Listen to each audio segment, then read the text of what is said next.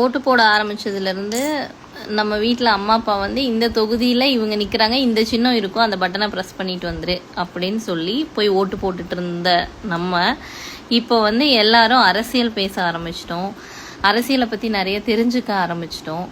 Even இந்த generation குட்டி பையன் இருக்கான்ல, இவன் கூட என்கிட்ட அரசியல் வச்சு ஆர்கியூ பண்ணுறான். இந்த அளவுக்கு வந்து எல்லாத்துக்கும் ஒரு பாலிடிக்ஸ் நாலேஜ் வந்ததுக்கு காரணமான கட்சிகளுக்கு முதல் ஹேட்ஸ் ஆஃப். அப்புறம் ஓட்டுங்கிறது நம்மளோட உரிமை.